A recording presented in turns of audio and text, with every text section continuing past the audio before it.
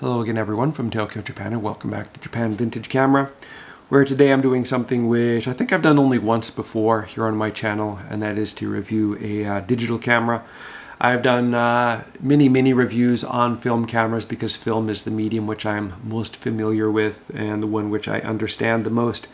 However, I thought this camera here deserved a review because it's the digital camera which I prefer to shoot on those rare occasions when I need to take a photo quickly, or I want to go out and take a series of photos, and either I can't get the film immediately, or processing the film is kind of a pain in the butt.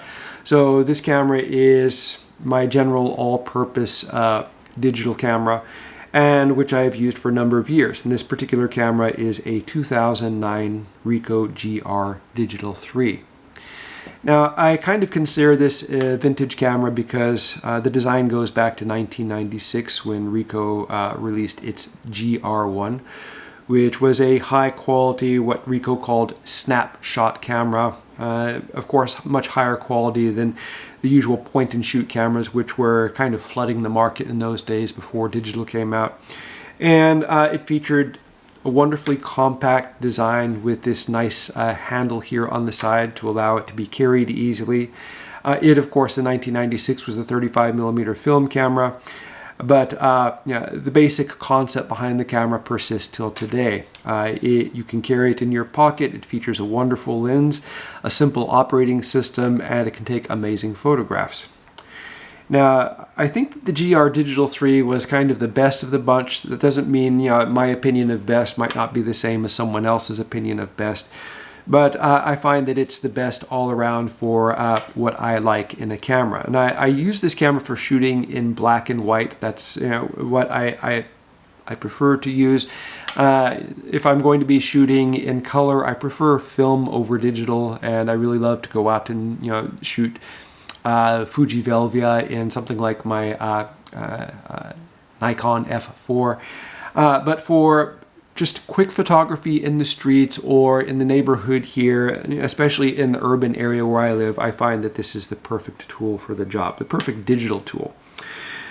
So let's go ahead and take a look at this camera a little bit more closely and try to get familiar with Ricoh's concept for the GR series.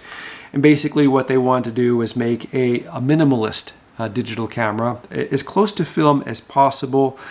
And basically, once you're familiar with this camera, you find that it's quite quick and easy to use. Film, of course, is the simplest medium of all.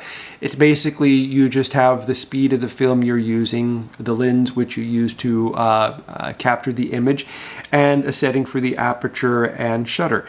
And between those, a combination of those things, you capture the image. There isn't anything exotic or complicated about the process. It's quite simple, and that's why I like it, and that's why so many people today in the digital era still like to shoot with film. But Ricoh tried to get as close to that process as possible with this camera and made it much more minimalist than some of the cameras which you see today, or pretty much any of the cameras you see today. When you look at a modern digital camera and you hit the menu button, you see a series of chapters on the top or the side of the screen. And each of these chapters has a long series of paragraphs of settings which you click on and make the various adjustments to the various settings. It takes a lot of time just to figure out where everything is. And once you figure out where it is, it takes time to figure out how to use it. And personally, I don't like playing with the settings or digging through menus trying to get my camera to take the kind of photograph I like. I simply just want to turn on the camera and take photographs with it. And Ricoh is one of the few camera manufacturers who understand the simplicity or the simple side of photography, and how simplicity can be a virtue over complexity. And over the years, from the GR1 to the latest GR series, the cameras still follow this keep it simple concept, which I really like. You can see on the front of the camera there isn't much here. There's a AF assist light which you can use in low light. There's a simple pop-up flash here. On the bottom of the camera, a standard 1/4-inch tripod socket, a a battery door here and a place where you can install the memory card. Good thing about these old cameras is they don't have really high write speeds, so you don't have to use not very large files, so you can use very inexpensive memory cards, which cost almost nothing, and it makes the cost of the hobby less expensive. The battery life on these is pretty good. The charger is very compact. You can put the charger and the camera inside. Actually, one in each pocket. It takes up very little space in the bag.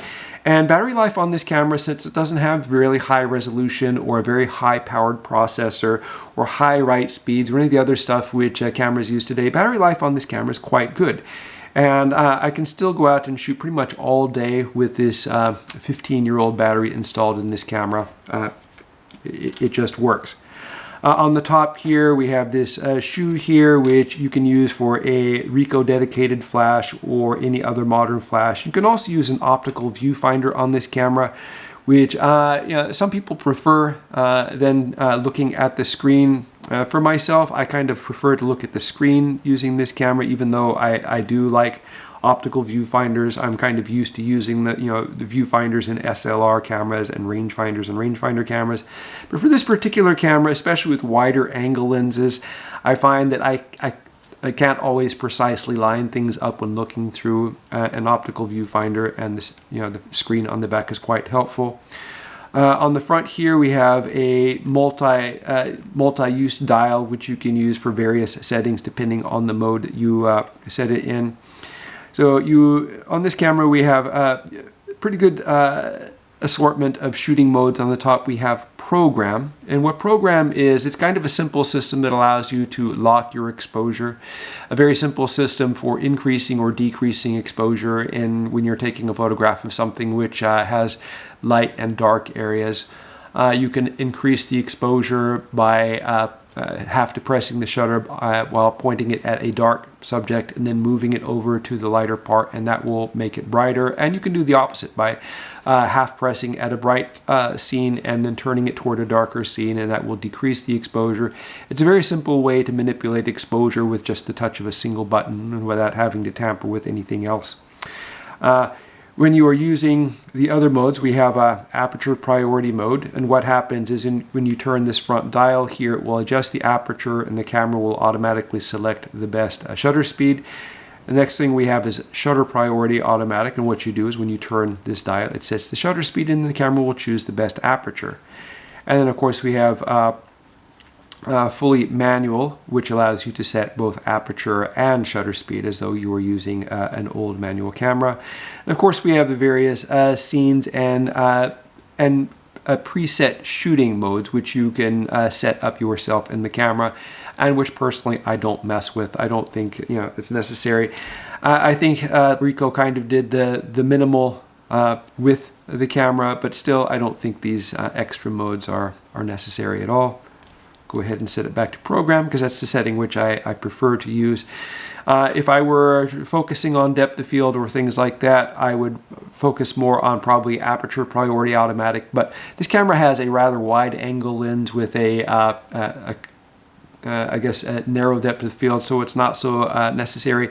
But one thing which I really could use on this would be the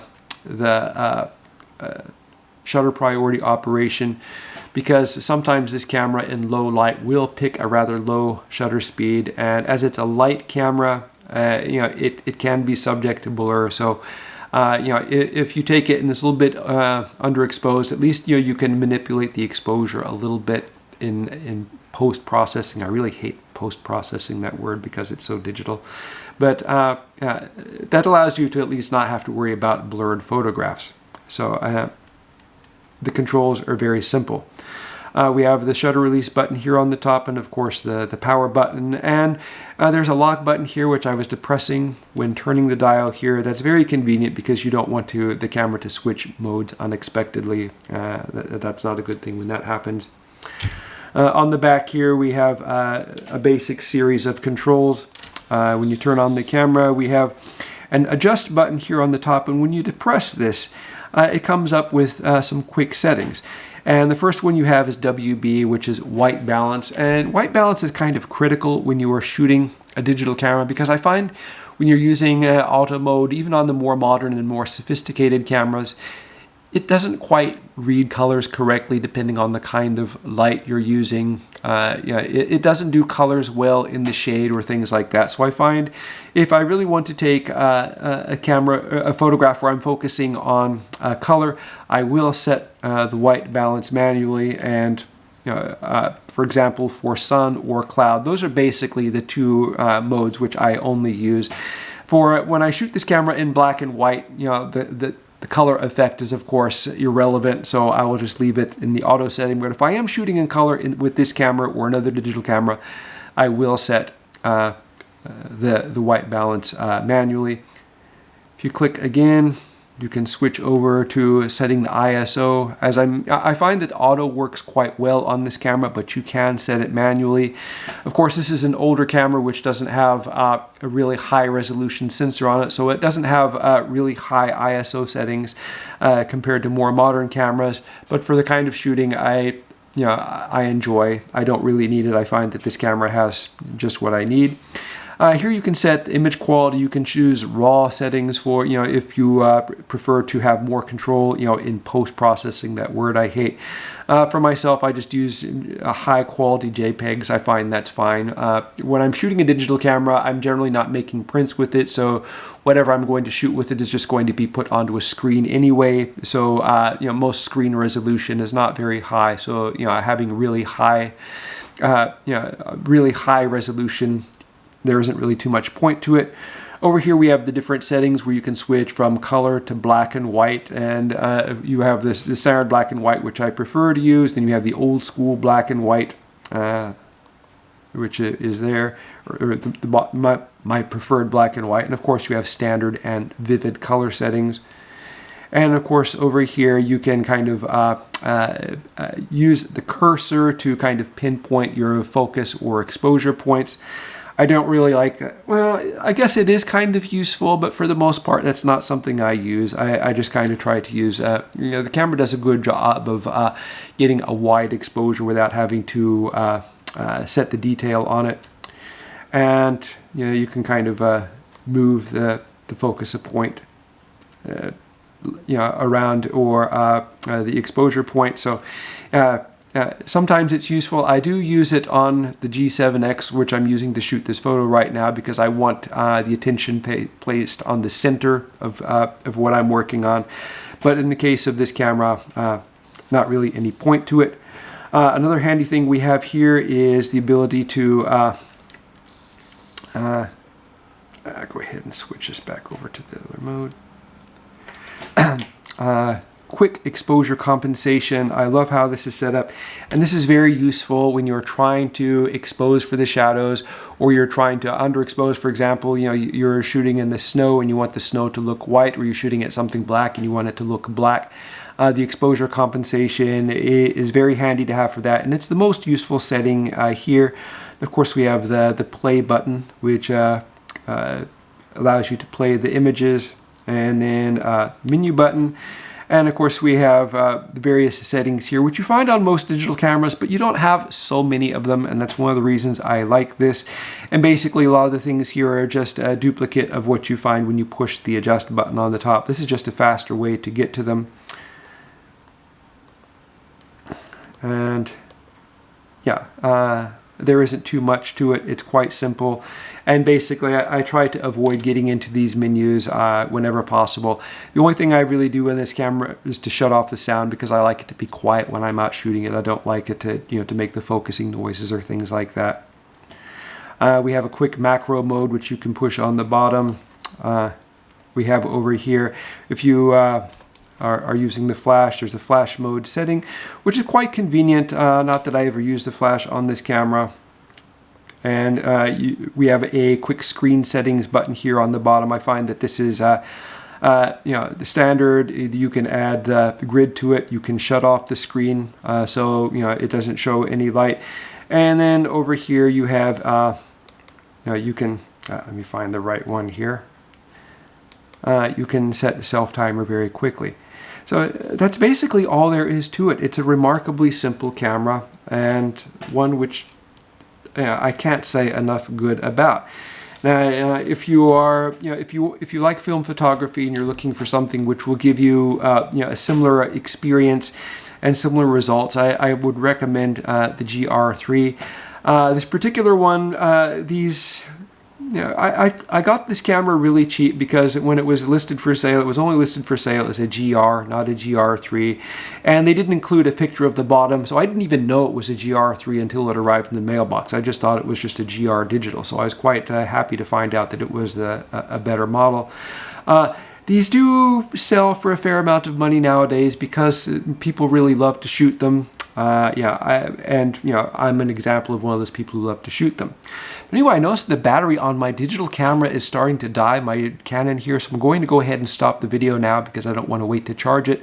I will be making another video next week of something I hope you find more interesting. If you want to see it, please subscribe, and that way you'll know when it's available. If you like the video, please click the like button. Thank you very much for watching, and I hope you tune in again soon.